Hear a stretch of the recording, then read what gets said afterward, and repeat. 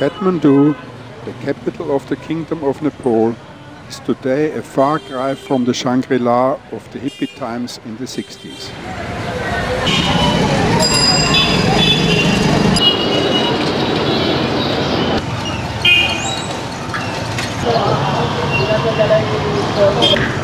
Three million people are trying to eke out a living in this overcrowded city.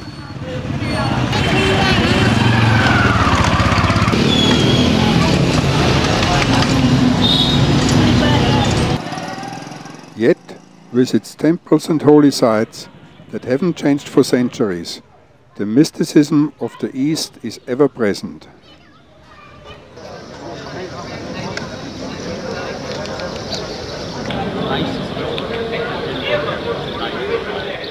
Here, Hinduism and Buddhism coexist peacefully.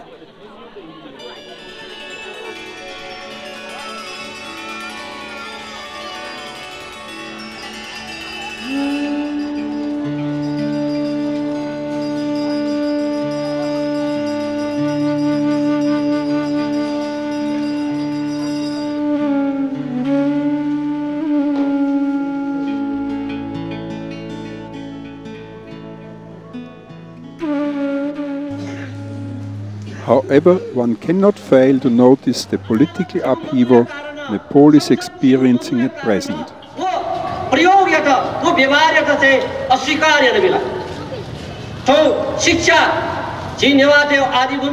The civil war between the Maoists and the monarchy is tearing the country apart.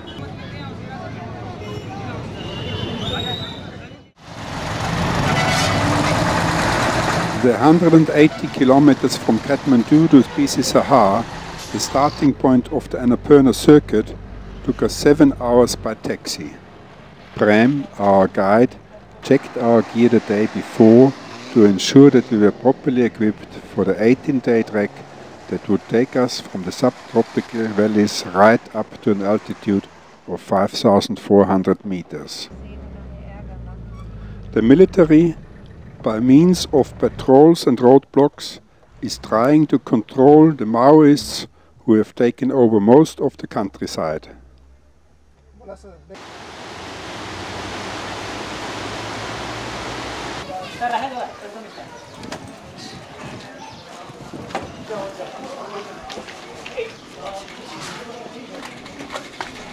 Besi Sehar lies at an altitude of 700 meters in a fertile valley surrounded by fields of rice, the staple food of the Nepalese.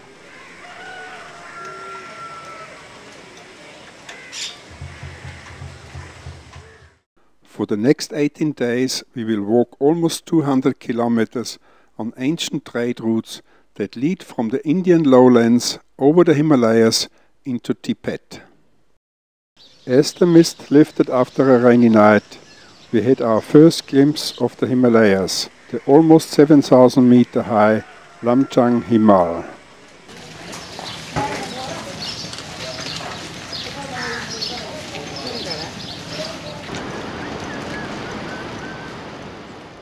There was still a road for the first few kilometers, barely usable for normal cars.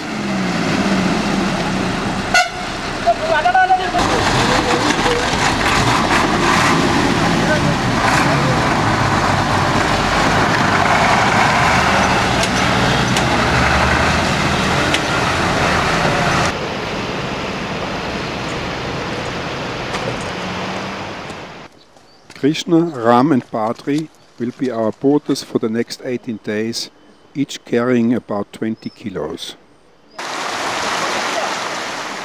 And Prem looked after our well-being and safety from the start.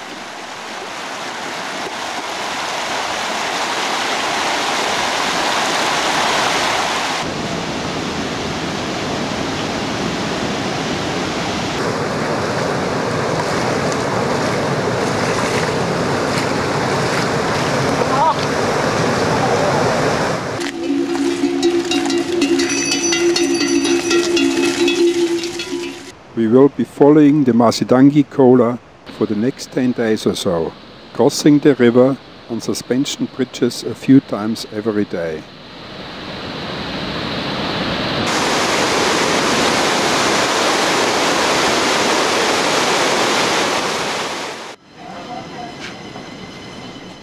Every few days there was a checkpoint for guides and trekkers.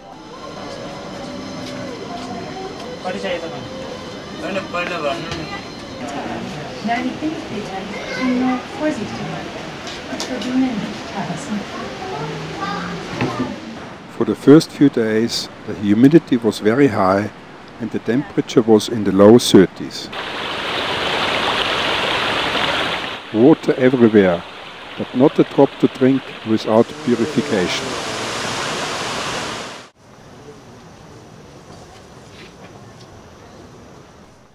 This climate is ideal for the planting of rice.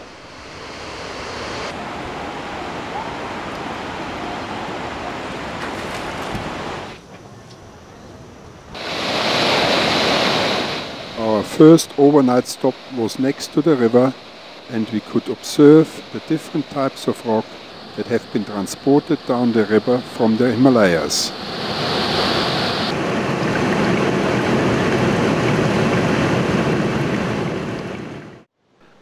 The tea houses provide clean rooms with linen.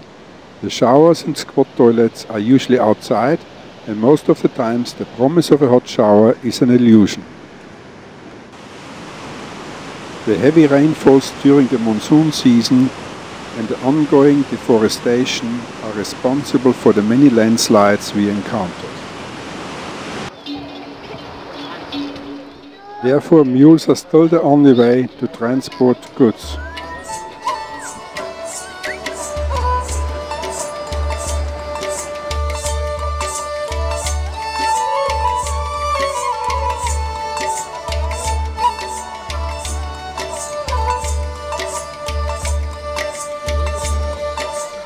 For a moment we thought we were in the wrong country.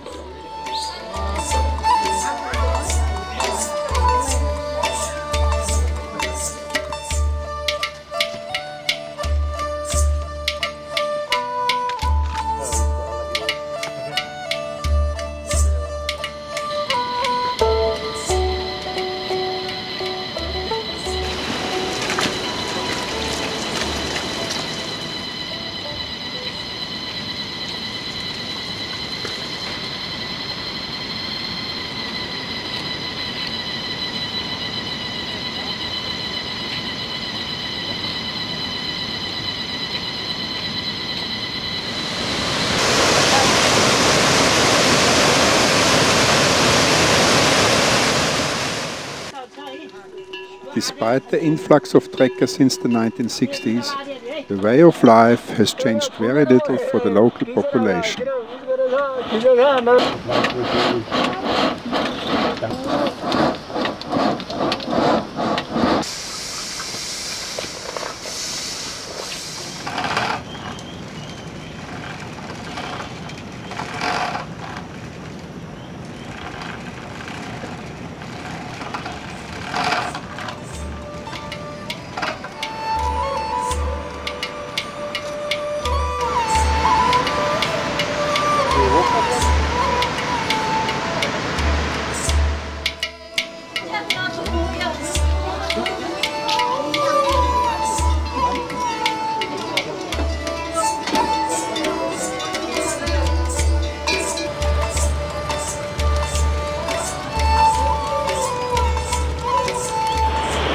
Oops, who is the stronger?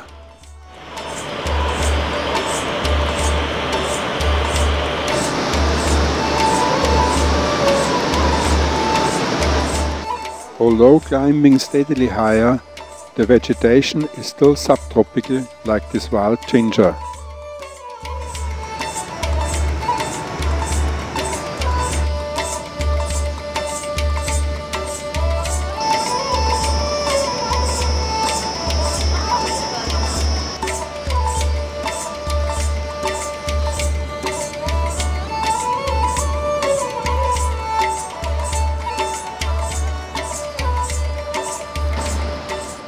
The valley is getting narrower and steeper, and we still haven't seen any mountains.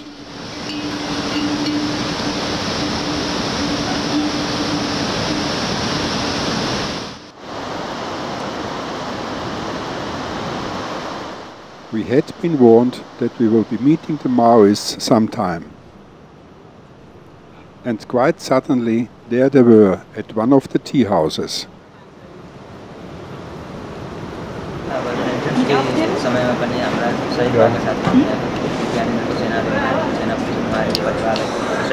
Hedi's pleading and arguing didn't help.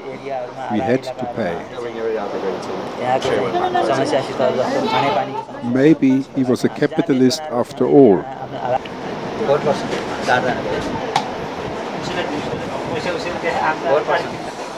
After paying a fee of 100 rupees per person per day, we got a receipt and were allowed to proceed further.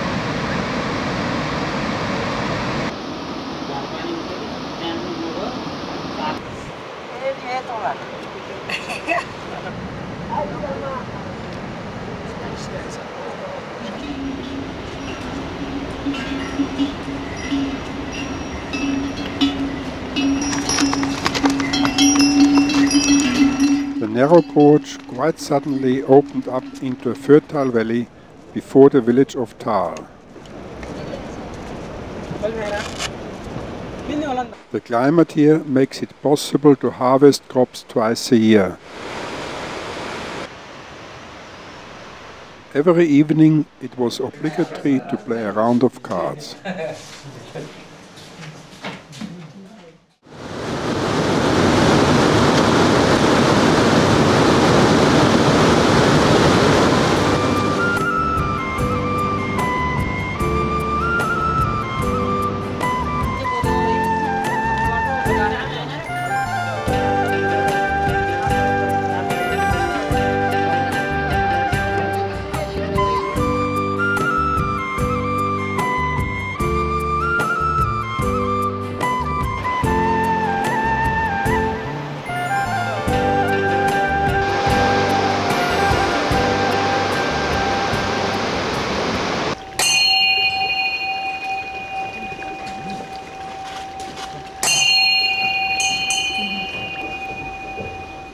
The Tibetan influence becomes stronger the higher we get.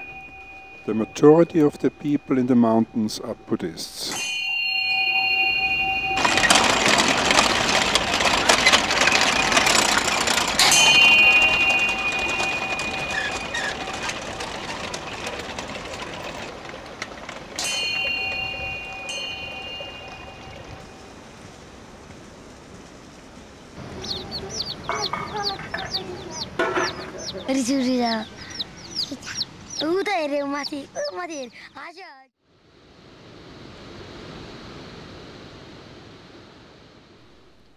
We have already been walking for 5 days and have reached an altitude of 2,500 meters.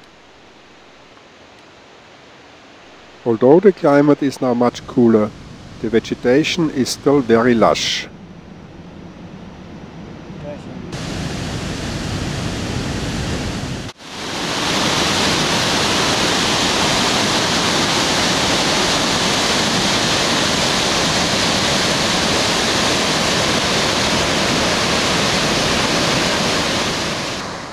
The trek still follows the Marsyangdi River with its many landslides.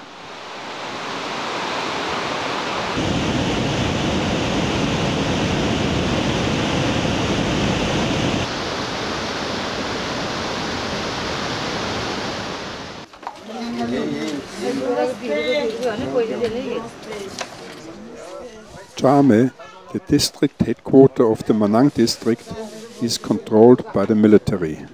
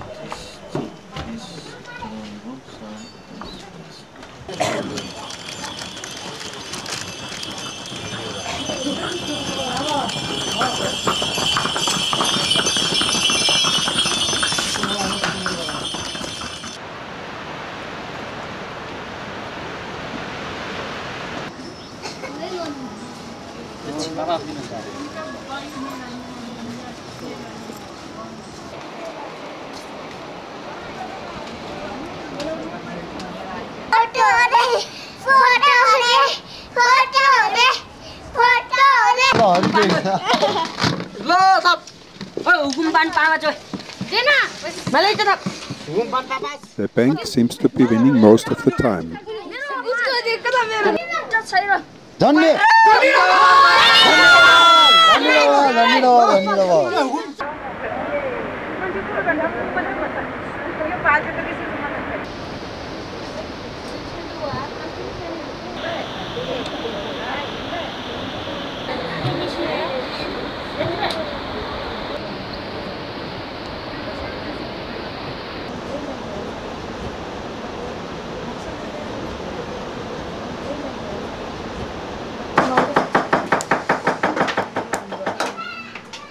We were always pleasantly surprised about the excellent and varied food which was produced in these very basic kitchens.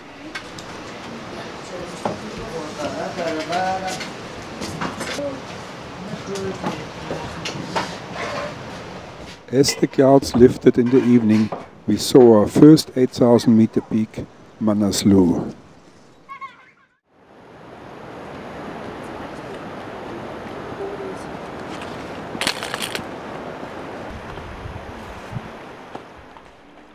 We have reached the temperate zone, and the fields of rice have given way to maize, barley, wheat and buckwheat.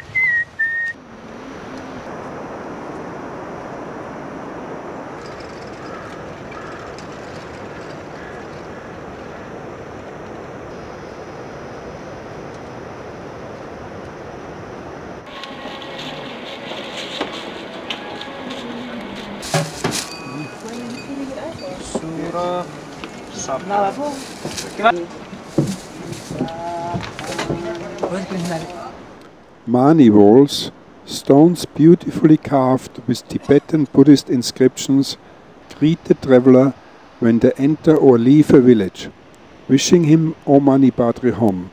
I wish you a long life.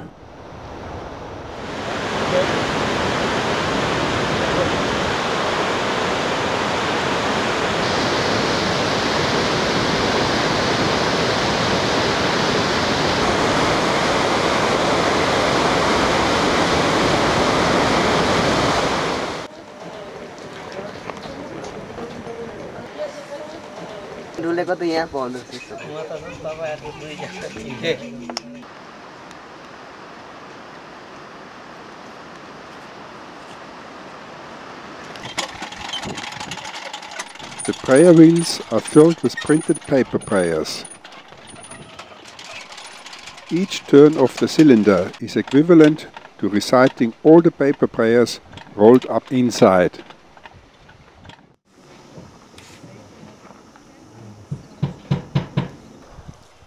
It is autumn now, and the people prepare for the harsh winter ahead.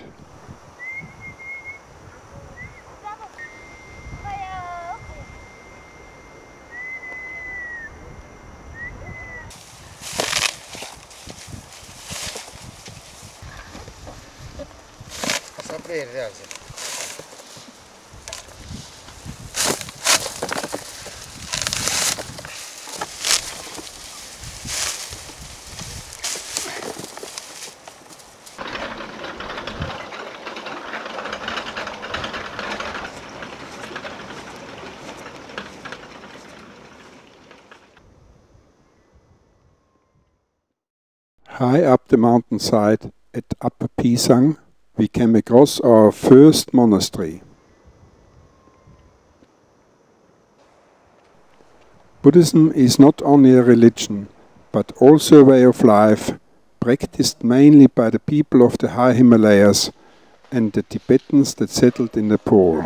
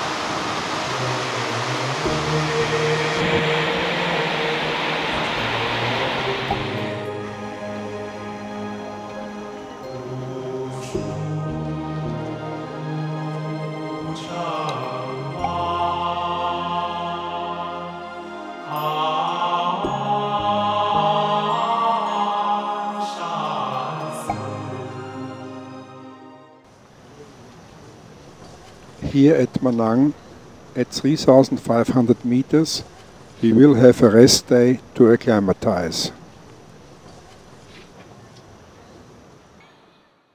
Just outside Manang, high up on the mountainside at Praga, is a 500-year-old monastery.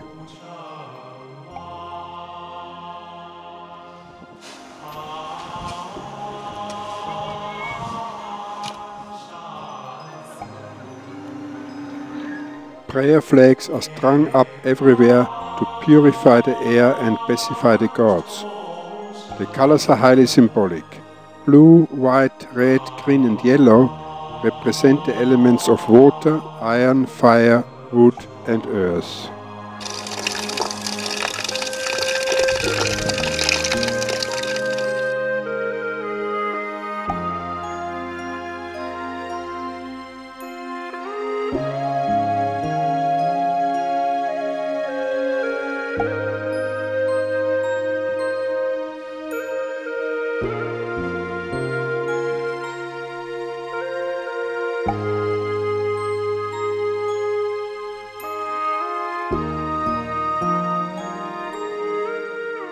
Buddha taught that all life is suffering, but suffering comes from our sensual desires and the illusion that they are all important.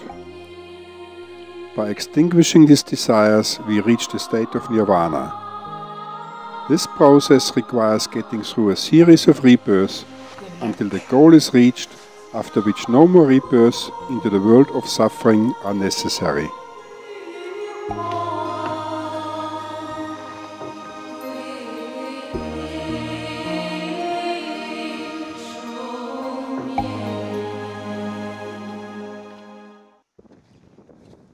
The 400-meter climb on loose scree to the 100-rupee Lama was steep and strenuous. From here, at 3,900 meters, we had a fantastic view of most of the high peaks of the Annapurna Conservancy. You record, I will tell the mountain and height. Okay. Okay? Close to the 100-rupee Lama. And from here, we'll see the lots of mountain. Yes. This is the Annapurna 2, is 7,937 meter height. Annapurna 4 is 7,525 meter height. Annapurna 3 is over there, 7,555 meter height. Gangapurna is over there, is 7,454 meter height. This is An 89-year-old Lama who lives here in a cave gave us the blessing for a safe crossing of the 5,416 meter high Thorung La Pass. This didn't come free. Each of us had to donate 100 rupees.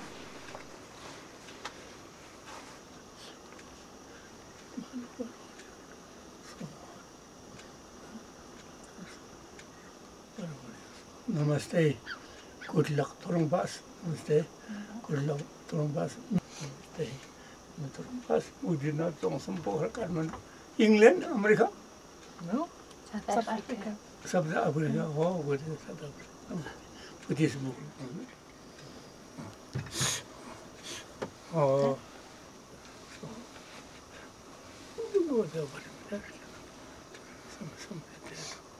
Thorung Pass. No, Buddha Majuba, Ashibadle. Man Pass, Namaste. Thank you. Namaste. How old is it? How old? 61. 61. Yeah. 89. That's amazing. Mani Padme Hum, Mani Padme Hum, Om Mani Padme Hum, Om Mani Padme Hum, Om Mani Padme Hum, Mani Padme Hum, Om Mani Padme Hum, Om Mani Padme Hum.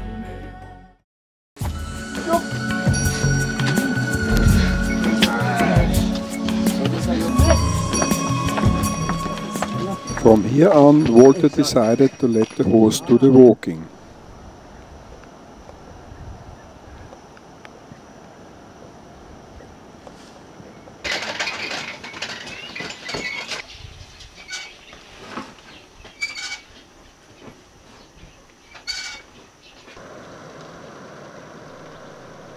We say farewell to Manang and climb steadily higher.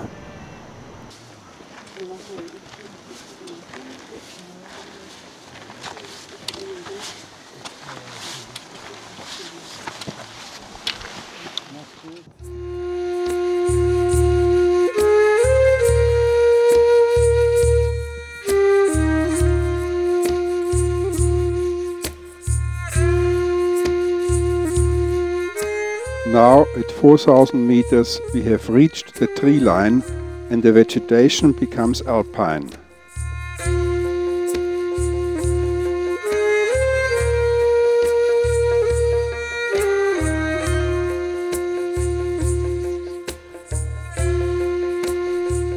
As we climb higher, the Himalayas become visible in all their glory.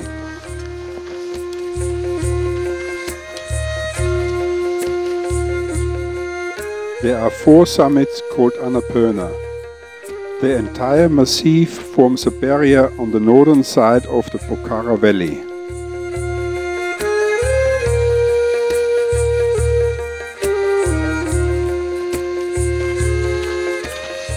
Eight of the world's 14 peaks over 8,000 meters are in Nepal.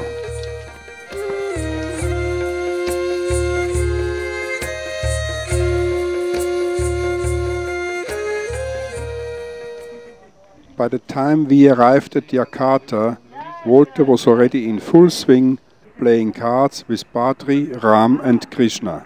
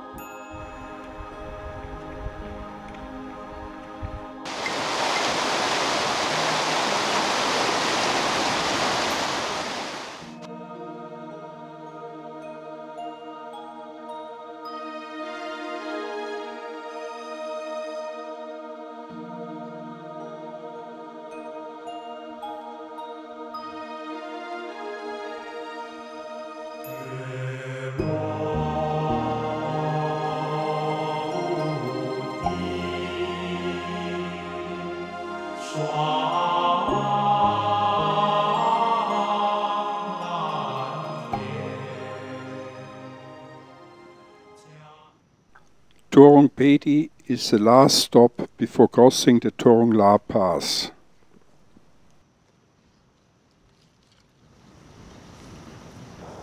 Now we are at Thorung at 4,500 meters. That's the last evening before we cross the Thorung La Pass, which is 5,412 meters high. We are not looking forward to that.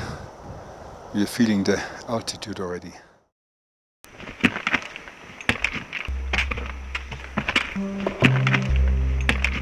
We left before daylight in sub-zero temperatures. The night was cold and uncomfortable, and we had very little sleep.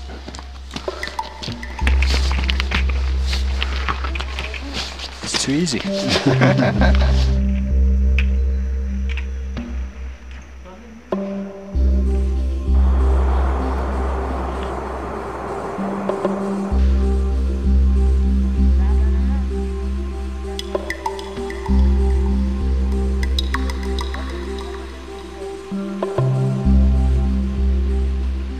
It will be a long day. First we have to climb 1,000 meters to the top of the pass.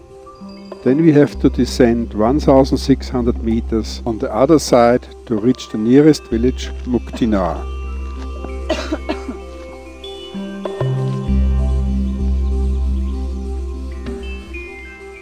The 5,416 meter high Thorung La is one of the highest passes in the world.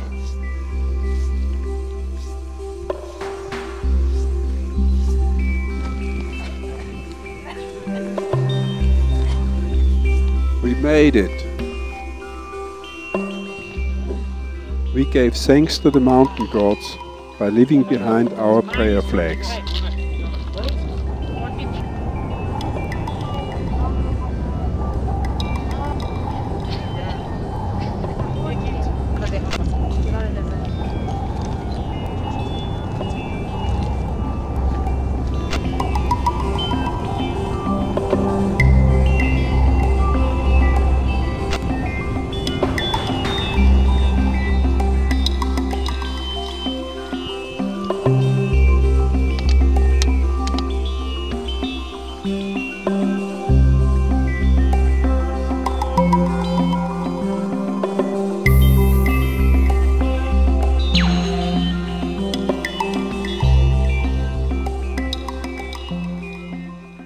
After a long day, Muktina, with Dhaulagiri in the background, was a welcome sight.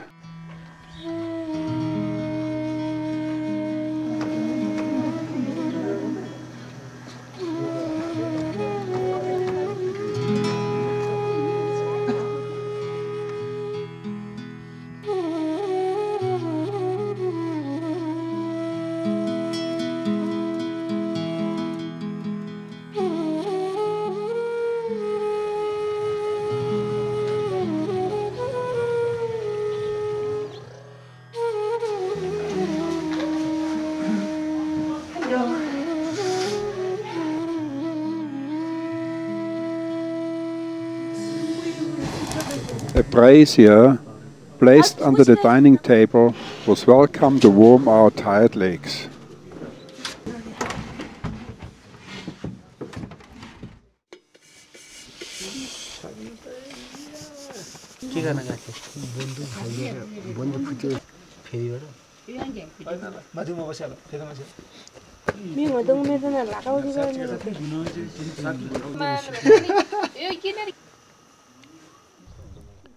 Printing prayers for the prayer wheels is a labor of love.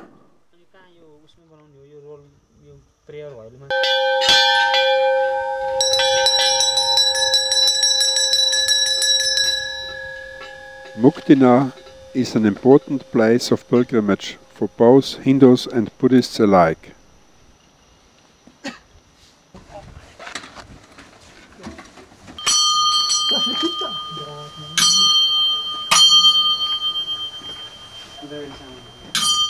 This is the prayer.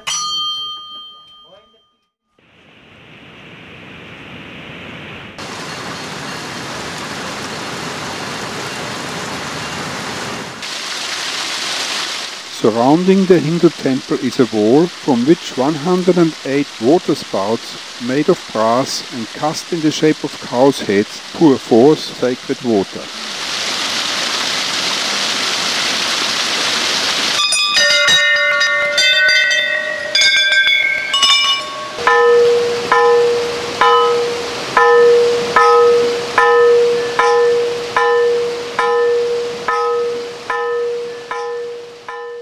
And in the nearby Buddhist Gompa, a natural gas flame escapes from the earth. This combination of earth, fire and water is responsible for the religious importance of Muktina.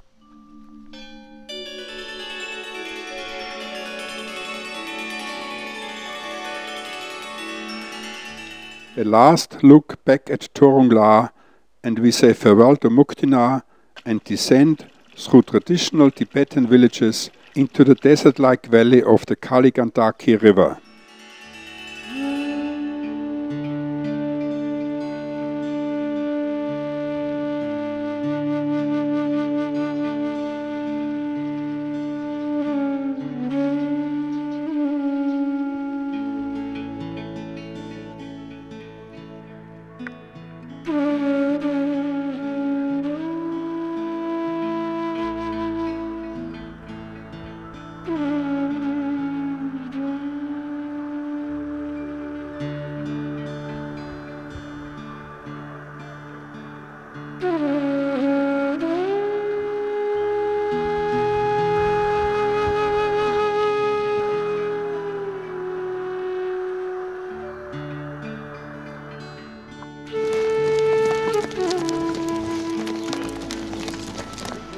Kakbeni looks like a village out of the medieval past, with closely packed mud houses and dark tunnels and alleys.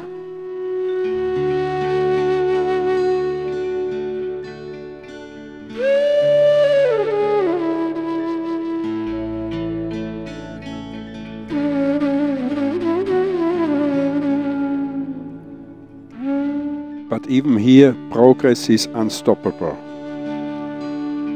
This is the northernmost point foreigners are allowed to visit without a special permit.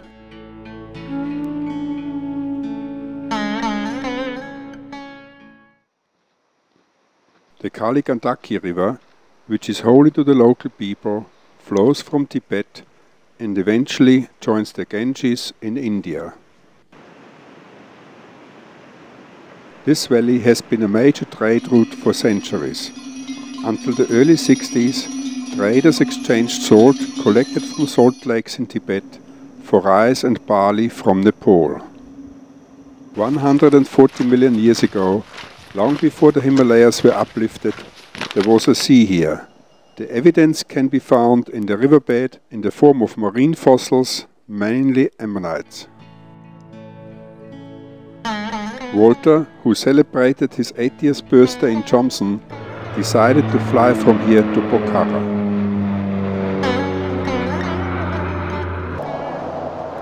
It will take us another 5 days to reach Pokhara, compared to Walter's 15-minute flight.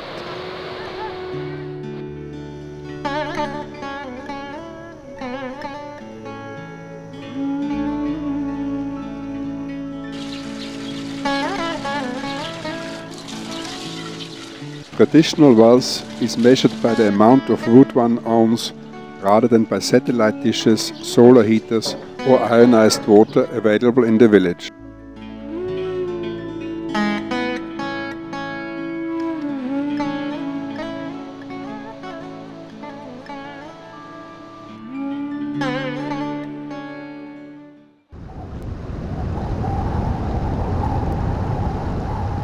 Every afternoon, strong winds howl up the valley and make flying in and out of Johnson impossible.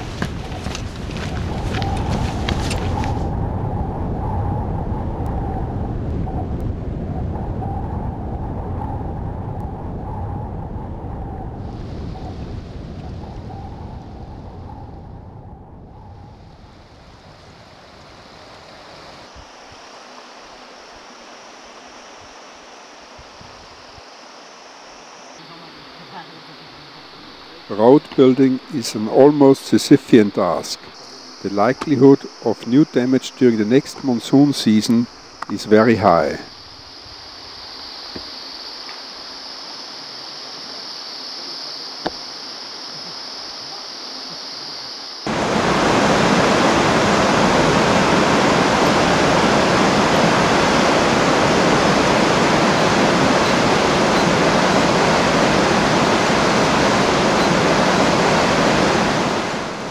Crossing once more to the other side of the river, the 8,091 meter high Annapurna 1 became visible.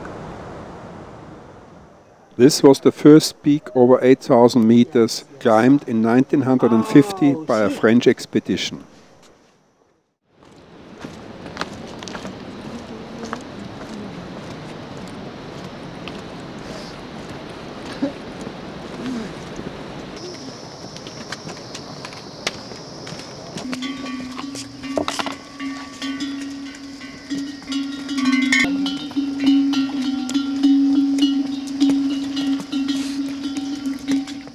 As the Kali Gandhaki narrows and drops into a deep valley, we are leaving the rain shadow of the Himalayas and the land becomes more fertile.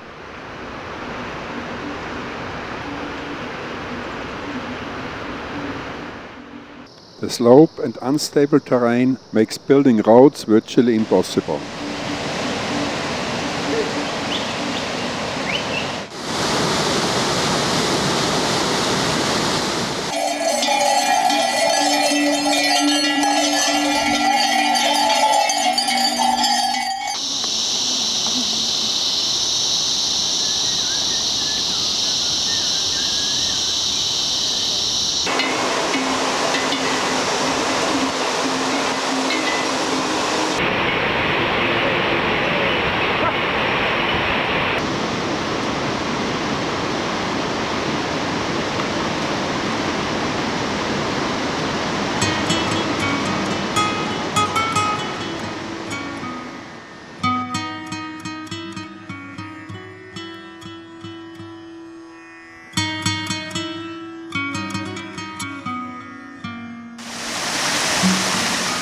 The local mills, called kata, always rotate anti-clockwise, the opposite direction of the prayer wheels.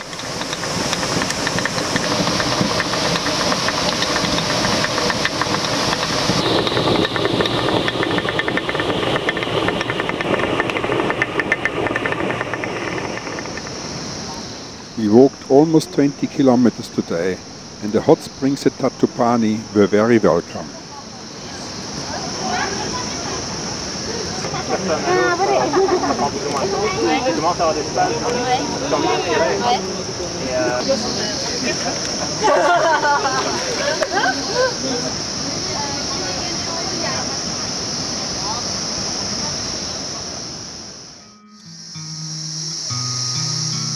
The next day, day 16 of our trek, we have to climb again from 1,200 meters to 2,800 meters, most of the time on flagstone paving.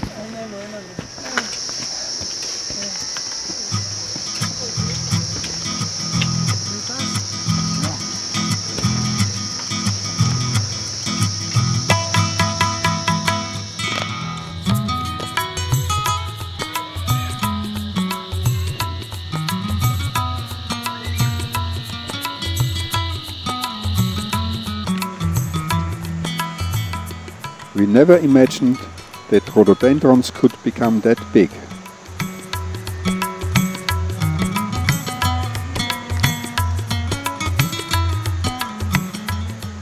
At Korepani, which is again controlled by the Maoists, we had an excellent view of Dhaulagiri from our room.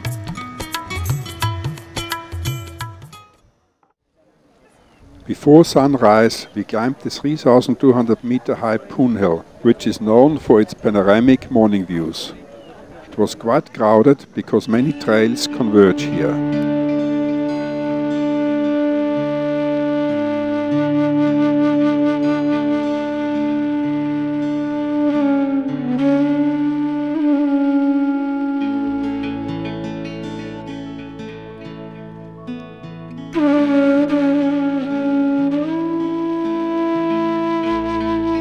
A last view of the 8,167 meter high Dhaulagiri before we continued towards Hille, our last overnight stop on the trail.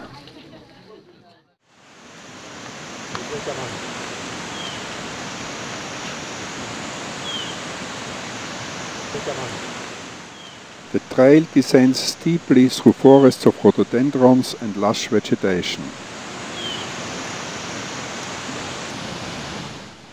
We have met the Maoists again on Poon Hill. They were busy collecting their dues from the many trekkers.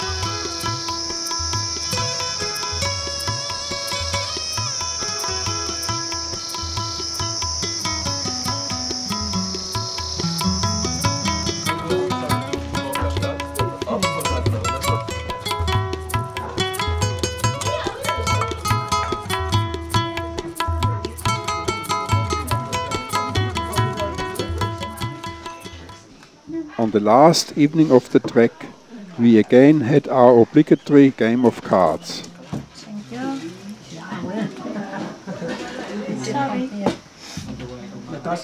By now, Tom and Wayne became expert players and even counted in the police.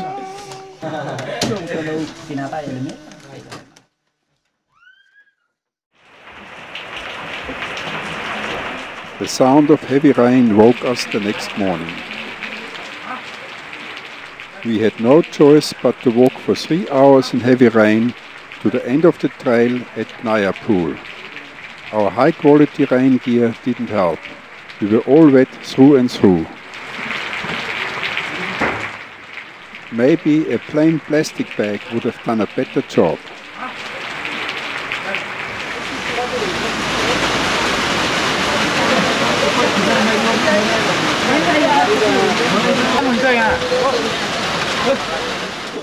A hair-raising taxi ride to Pokhara and the 8-hour bus ride the next day to Kathmandu brought us back to the hustle and bustle of so-called civilization.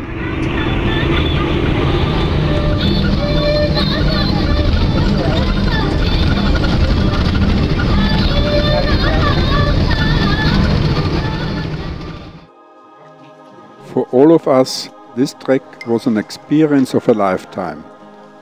We shall never forget the wonderful people we met, their friendliness and generosity.